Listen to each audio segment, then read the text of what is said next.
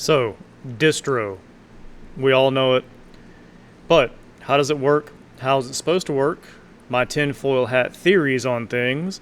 And do we even really know what true demand is with distros and everything else? I'll get into that into the video. Hey guys, if you don't know who I am, I'm Jared, Dex and Dice, Ramblings of an LGS Owner. Welcome. I jotted some stuff down in my little notepad thing, so I'm going to be glancing to and from. It is what it is. But, anyways, distro and everything, we all know it's the unicorn that people are wanting to get and think it's the end-all, be-all of running an LGS or a card shop or whatever, right? So,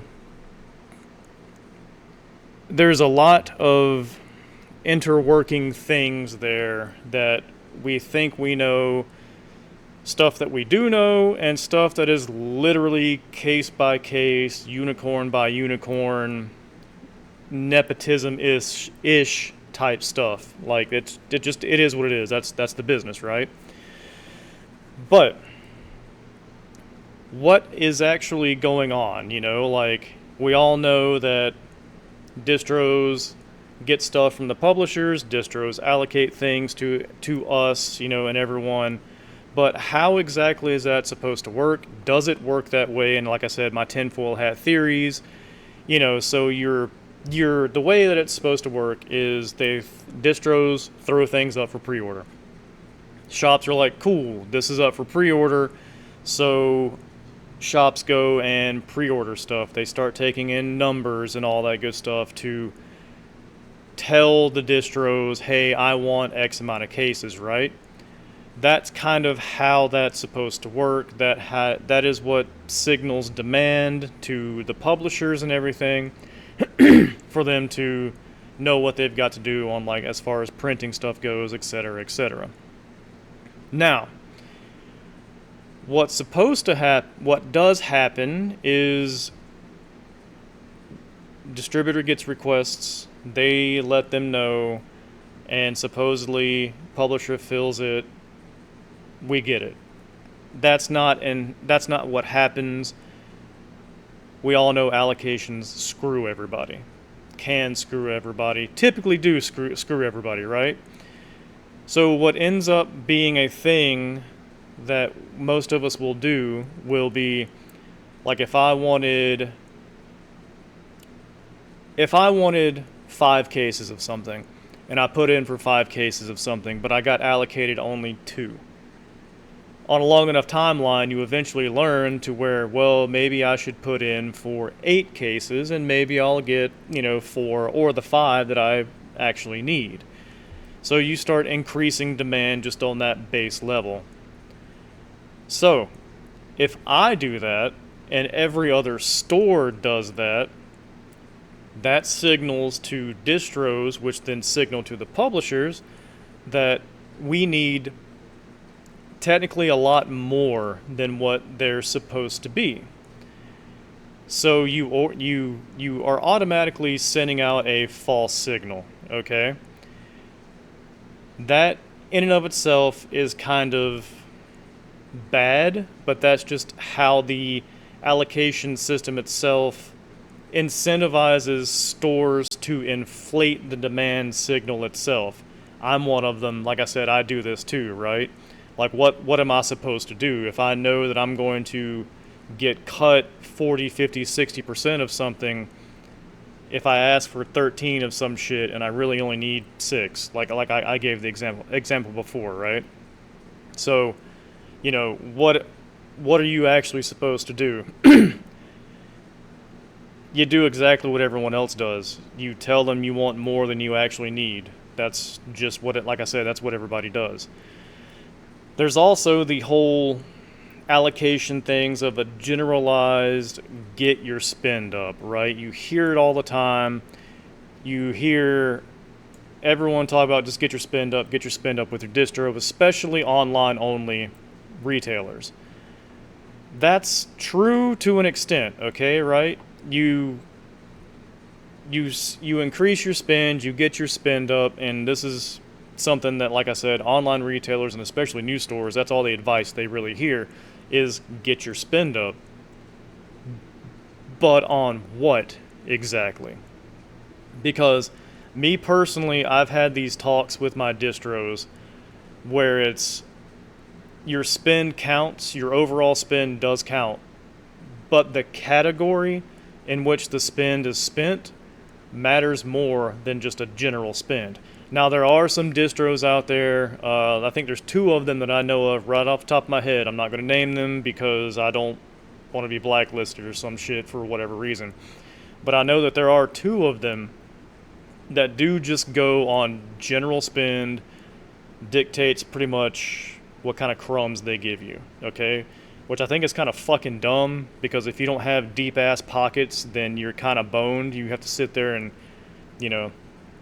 keep spending and spending and spending and spending, and then they're like, oh, you reached the 30K mark. Here's your case of Pokemon. So I don't like that, but I digress.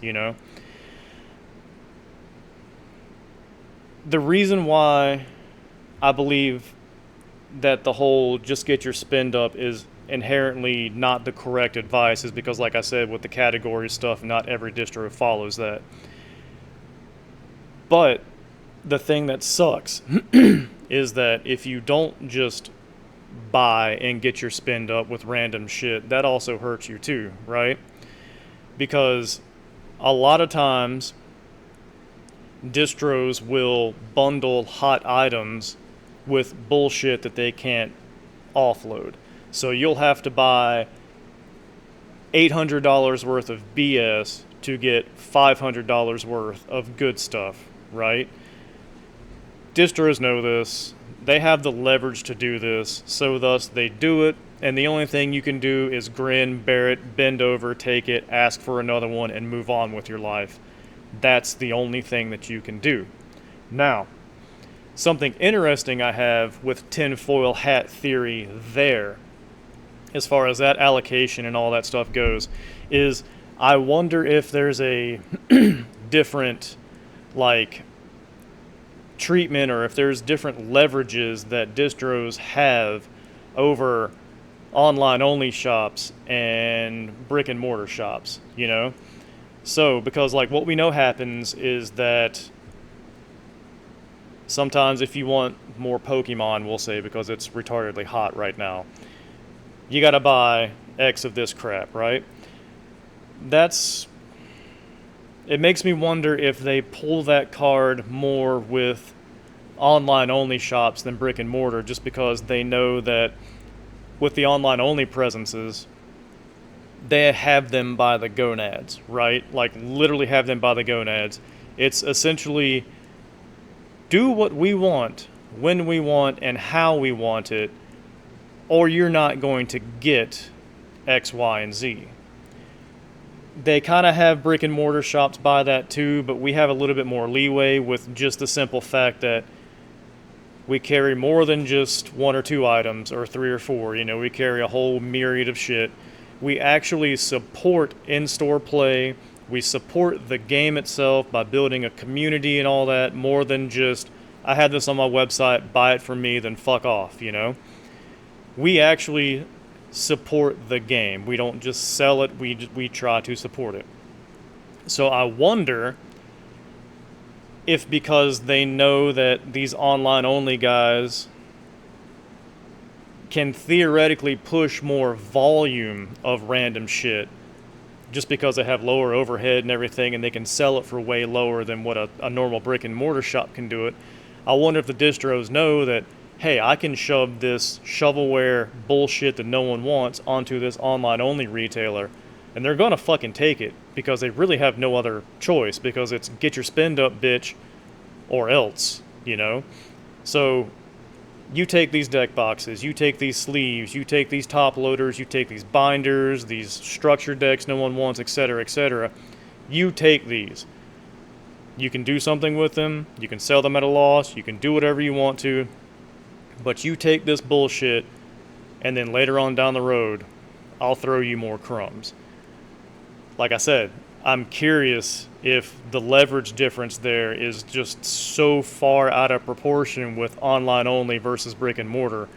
If that's kind of what you see with these online only guys and new shops, because they don't know any better, who are just strictly saying, get your spend up, just get your spend up.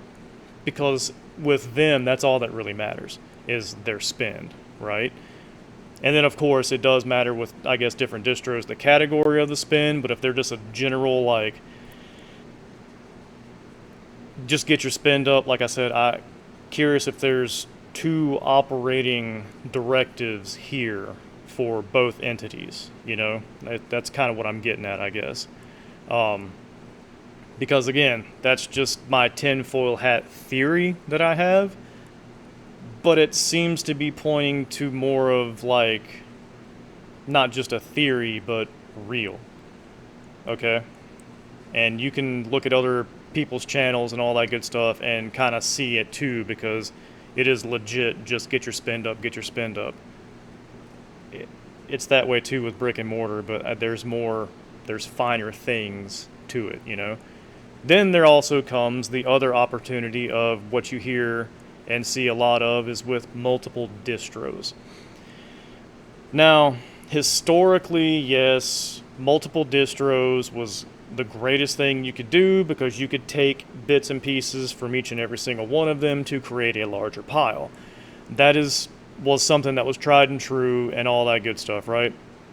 You need 10 cases of something, you get 5 from one distro, 3 from another, and 2 from another one, or 2 from 5 different distros, whatever, you could work it out that way. Like, boom, you have your 10 cases, you're good. Except, right now, what we're seeing is game publishers are beginning to make shops choose a primary distro. And a lot of shops that I've seen, at least with the ones that I work with, actually legitimately have products that are brick and mortar only restricted. Now, yes, of course, there are unicorn scenarios with that, to where if you're a big enough fucking spender and all that, they will bend the rules, but it's only after brick and mortar shops have gotten their initial allocations, that's when the rules get bent, right? Except, like, if you're fucking Rudy or some shit, if you toss millions upon millions at them, I'm sure all rules go out the fucking out the window. But you're supposed to pick your primary distro for X game. 98% of your allocations are supposed to come from your main distro. Then you may or may not get anything at all from your secondary, tertiary, so forth distros, right? Like me, for example, I've been trying to, like the last, I think, set or two for One Piece or Gundam or whatever, with my secondary distro, I put in for a case because I figure it's just, hey man, it's a case, right? Like I'm not trying to double dip 12 cases from primary, 12 cases from secondary, and so forth. I'm self-aware. I know that this is kind of how it was going to work anyways.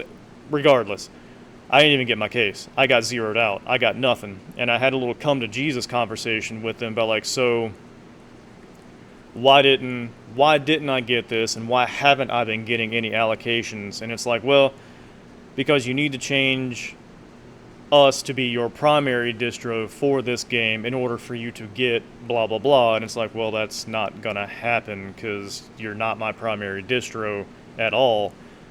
So like, what's the point in me even ordering anything from you guys if I'm going to get zeroed out? And the response was simply, you never know. Which is fine, you never know. But I'm thinking, A, why even waste my time putting in the order, right? B, I put in for a case or two of something, and I don't get that case, it gets zeroed out. The case that I wanted goes to another shop, is what I'm assuming happens, right? So, like, I'm helping other shops get more allocations of shit by putting in for an extra case or two of something in hopes, fingers crossed, that I get a case or half a case or some shit from these guys. So, like, the incentive to order anything else from anyone else but your primary distro super, super, super low, you know? And it's intentionally that way because the game devs, game publishers, whatever you want to call them, have rooted this out. They have figured it out that this is what a lot of shops have been doing. Ordering 18 cases from each distro they work with, and historically getting 14 to all 18 cases from each distro, which in turn eats up the supply for stuff. When you can see where I'm going there, right? Going with there. So they started putting limits on it, and this is how it goes now. So getting multiple distros doesn't seem like it's as helpful as it once was. Will that change? Who the hell knows?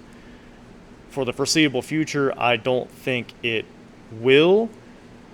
However, small caveat here, it is worth, if you're already working with multiple distros, it is worth remaining working with them, because sometimes one will have different dragon shields in stock than the other one won't, different deck boxes, whatever. Sometimes it's even just product in general, like One Piece, Digimon, stuff like that, like specific games.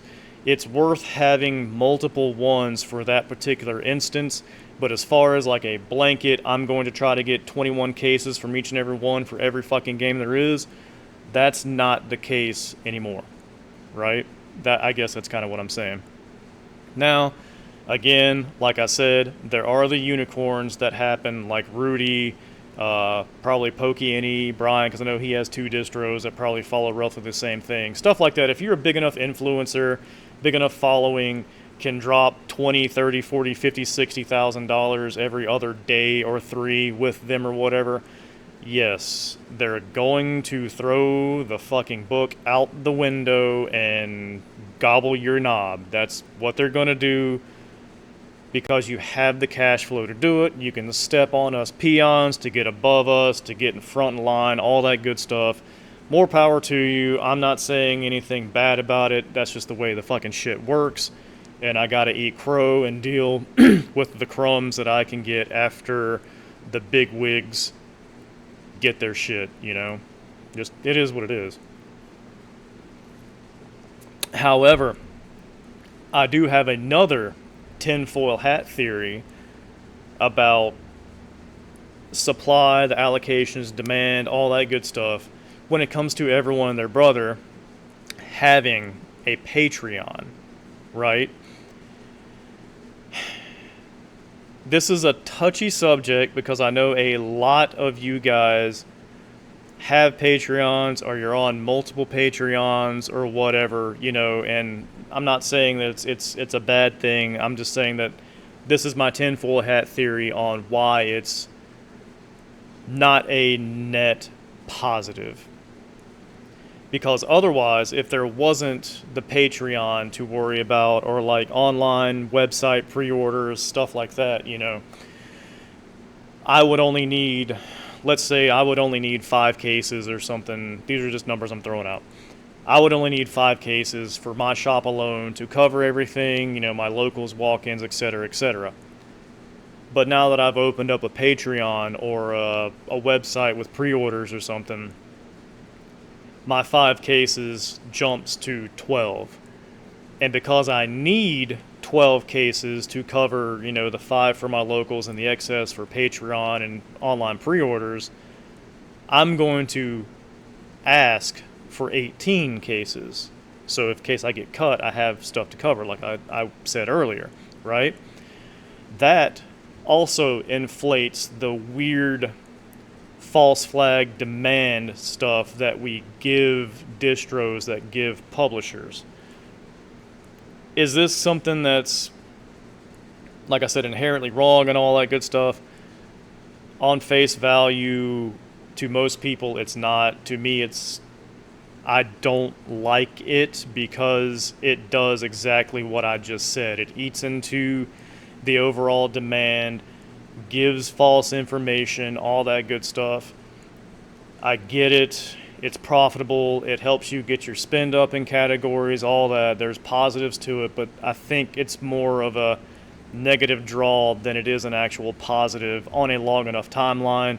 And I think we are starting or have been seeing how that affects stuff, because your Patreons aren't just on your Patreon. They're probably part of 2, 3, 4, 5, 6, 7 other Patreons that are doing the same exact thing. Increasing demand where there wouldn't be an increase of demand to begin with. So it's more fingers into the pie that wouldn't have been there, but it's the same finger multiplied by 38 times trying to get into the same pie.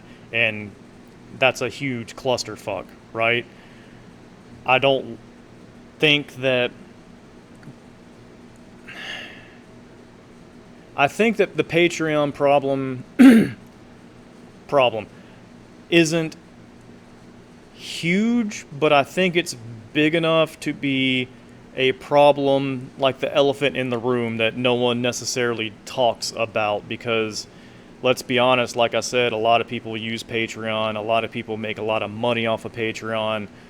You know, the monthly subs are a guaranteed, like, guaranteed revenue stream, Jeebus, and all that. And yeah, okay, I have a Patreon, but I don't ship stuff out. My Patreon is pretty much just for my locals. They sign up for it, they get a discount, and that's pretty much about it, you know. I have a tier or two on there that's like $1, $3 or something for randos to join if they like what I'm doing or whatever, you know, like my videos or whatnot. But I don't have a tier on there anymore. I tried and it failed miserably, to where I will sell you stuff and ship it out to you, right? So I'm no longer a part of that problem. Just throwing that one out there. But it ends up being to where, like I said, the Patreon causes the false demand because it's one person, one Patreon out of many requesting 9 boxes out of your one Patreon sprinkled over however many Patreons they're part of and all that. So it creates an extra blip of demand that's not really there. It is, but it isn't. You know, it's just people trying not to get screwed, requesting more than what they actually need or want. And then, you know, that also creates a problem to where, like, well, what if, you know, this person requests a case from all 9 different Patreons they're part of or whatever, and they really only wanted 3 cases, but they get all 9 cases, someone gets a cancel, and that kind of blows up in your face, right? So you're left holding the bag with shit, and you're just like, well, I guess I can offer this to other patrons, see if they want some stuff and all. It's not the end of the world, but it's also like a minor, it's an inconvenience that wouldn't be there in the first place if it wasn't a thing. So, with that being said, let's, I guess, continue on the rabbit hole of supply, the demand, the false demand and all that good stuff, because then we're all putting in for 10, 12 times the amount of pre-orders that we would have normally put in if none of this shit existed. And we're telling the distros to order us this, and they're like, okay, we'll push it through. Distro gives request numbers to the game devs, and the game devs are like, well, shit, we only have this much space to print things on. We didn't expect it to be this way. I guess we'll have to do like a second run or some shit. That doesn't sound bad, but hear me out.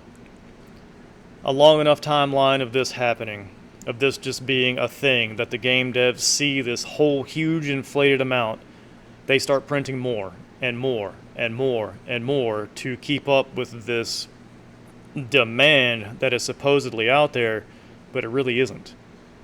So you will end up eventually with way more product than there was demand, and then you get the market crash.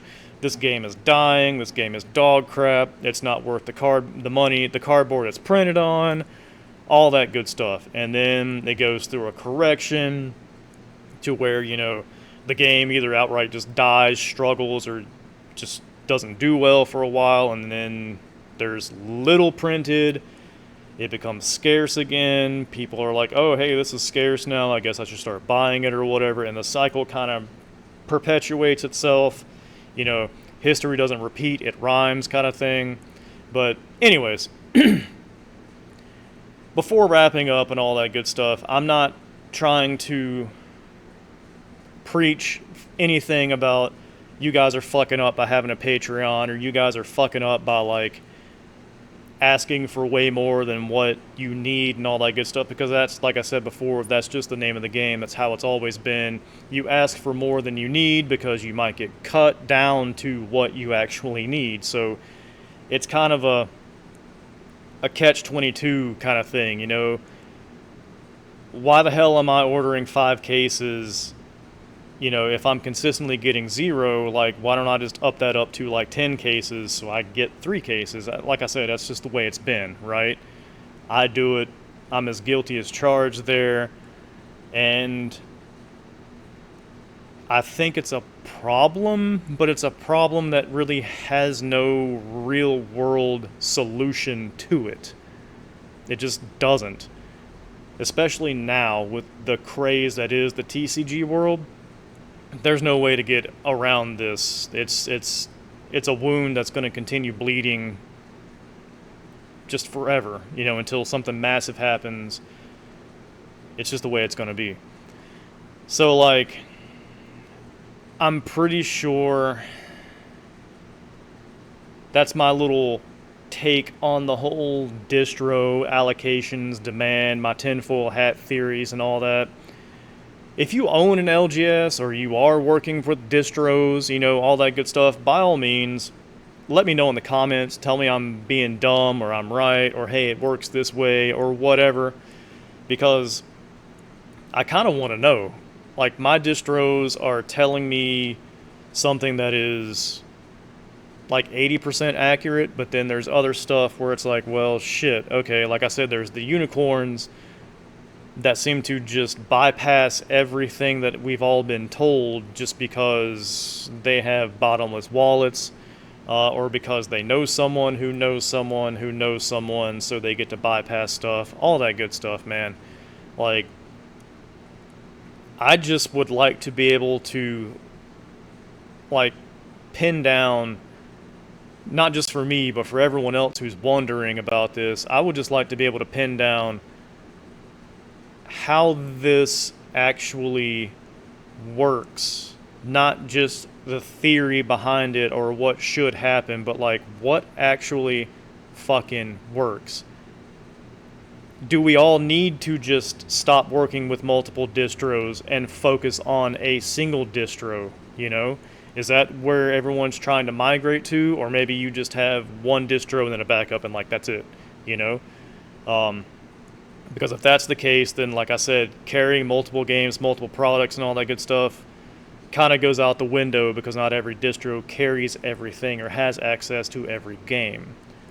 So is it going to reach a point to where we're all going to have to kind of restructure our business as far as what we carry, because we won't be able to get anything else beyond our first or secondary distros? You know, I would like some clarification, and I'm sure I'm not the only one. So again, if you are an LGS owner or you work for distro, speak up, dude. Just speak up. Let us know, okay? Because like I said, this is my theory on how everything works and what I've been told. What have you been told? If you do work for distro, tell us. None of this corporate HR, oh, we have to tell them this blanket statement, but it actually works this way kind of shit. Like, just fucking tell us, dude. We need to know. So, anyways, you guys have a good one. I'll talk at you later. It's interesting, the whole distro conversation. Take it easy, guys.